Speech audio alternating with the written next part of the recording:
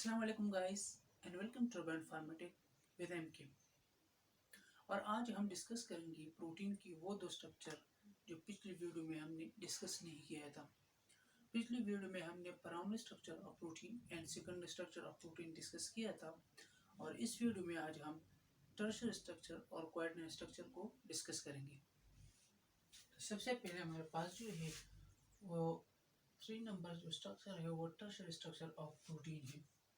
तो tertiary structure में हमारे पास क्या होते हैं, जो कि जो प्रोटीन होता है, हमारे पास फर्स्ट पॉइंट का मतलब ये है कि जो प्रोटीन होता है वो 3 डायमेंशन में होते हैं। आप जैसा जब जो इसके पेप्टाइड बॉन्ड के थ्रू जो है वो 3 डायमेंशनल होते हैं, वो जिसमें उसमें फोल्ड भी हो सकता है, कॉइल भी हो सकती है और सारे स्ट्रक्चर एक साथ भी हो सकते हैं। सेकंड स्ट्रक्चर हमारे पास सेकंड पॉइंट जो है हमारे पास वो है the tertiary structure is stabilised by hydrogen bond, hydrophilic bond and hydrophilic bond, water wall forces and electrostatic bond.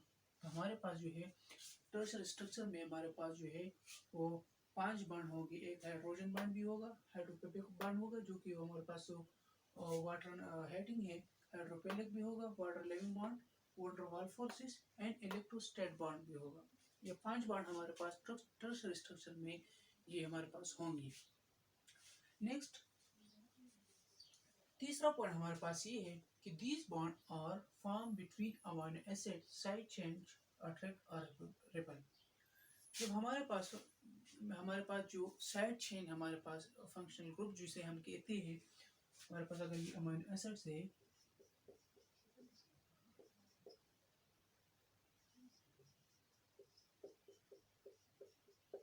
तो ये हमारे पास जो है ये फंक्शनल ग्रुप है या साइड चेन इसको हम कहते हैं।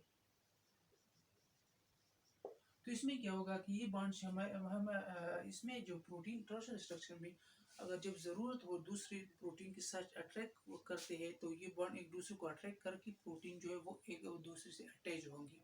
या ज़रूरत नहीं है तो ये साइड चेन जो है हमारे पास जो दूसरे प्रोटीन जो इसकी जो या तो हाइड्रोजन बॉन्ड होगा या तो कोई भी बॉन्ड जो होगा वो रिपल कर देंगे और अपने एक साथ जो है वो जुड़ने नहीं देंगे।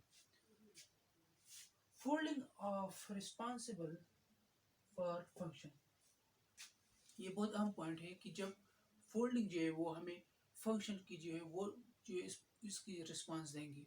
फॉर एग्जांपल एक प्रोटीन है वो फोल्ड हुआ वो अपनी पर्सन परफॉर्म करते हैं, लेकिन कुछ प्रोटीन ऐसे होते हैं जिसको फोल्ड होने की ज़रूरत ही नहीं होता, जिससे उसका स्ट्रक्चर बन जाए और जैसा भी हो।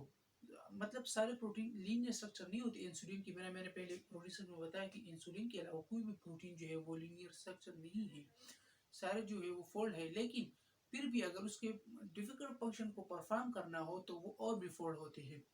तो ये हमारे पास जो है इसमें हमारे पास प्रोटीन जो है वो फोल्ड होते हैं। Function of protein depend on tertiary structure. अब जब प्राइमरी स्ट्रक्चर हो गया, सेकेंडरी स्ट्रक्चर हमारे पास होगा, अब जो हमारे पास फंक्शन है वो कौन से स्ट्रक्चर में डिपेंड, टर्शियरी स्ट्रक्चर में ये डिसाइड करती है कि ये प्रोटीन फलाना नंबर काम करेगा या काम कर सकता है या नहीं कर सकता है। तो टर्शियरी स्ट्रक्चर में हम ये डिसाइड करते हैं। So the next point is if the structure is disturbed, so the function is disturbed. हमारे पास अगर स्ट्रक्चर डिस्टर्ब हो जाए या स्ट्रक्चर के साथ कोई छेड़छाड़ हो जाए तो जब हमारे पास स्ट्रक्चर डिस्टर्ब होगा तो ऑटोमेटिकली इसका फंक्शन भी डिस्टर्ब होगा। Next, on heating of protein loss its shape, it's said to be denature. जब हमारे पास किसी प्रोटीन को हम हीट देते हैं और अपनी शेप को लॉस करते हैं तो उसको हम डीनेचर कहते हैं। Even when it cool it will not in most cases regain complex to original shape. जब हमारे पास एक प्रोटीन है, इसके एग्जांपल लेंगे हम एक की अंडे की, अगर आप अंडे को जो है वो इसको हीट दे दे, उसको डीनेचर करे, डिनेचर होने के बाद वो क्या अपने जो ओरिजिनल शेप है क्या उसमें कन्वर्ट हो सकती है? नहीं हो सकती। जब वो नहीं हो सकती तो उसको हम इसलिए डिनेचर कहते हैं। वो अपने जो शेप से जो पहले जिस शेप है वो भी लॉस करते हैं और डिनेचर भी हो जाते हैं। Tertiary structure can be study X-ray, crystallography and NMR। जो हमारे पास tertiary structure जो है वो कैसे स्टडी करेंगे, या माइक्रोस्कोप के थ्रू स्टडी करेंगे या किसी चीज़ की स्टडी करेंगे, तो ये हमारे पास सबसे पहले एक्सरे के थ्रू स्टडी करेंगे, क्रिस्टलोग्राफी के थ्रू स्टडी करेंगे, and NMR. NMR mean nuclear magnetic resources के थ्रू जो है हम जो है इस प्रोटीन को स्टडी कर सकते हैं, टर्शियरी स्ट्रक्चर प्रोटीन को स्टडी कर सकते हैं। उसके बाद हमारे पास जो है कुछ एग्जांपल्स है हमारे पास इस टर्शियरी स्ट्रक्चर के प्रोटीन। अन एंजाइमेटिक प्रोटीन, जितना एंजाइमेटिक प्रोटीन है, मतलब सिर्फ एंजाइमेटिक प्रोटीन। प्लाज्मा प्रोटीन, या जो प्लाज्मा प्रोटीन्स हैं वो लाइक एंटीबॉडी, जैसे कि एंटीबॉडी है, मायोग्लोबिन, जैसे मायोग्लोबिन इन मसल जो जो हमारे पास मसल्स में होते हैं कॉन्ट्रैक्टिलाइजेशन के लिए, ये एग्जांपल हमारे पास टर्शियरी स्ट्रक्चर में है।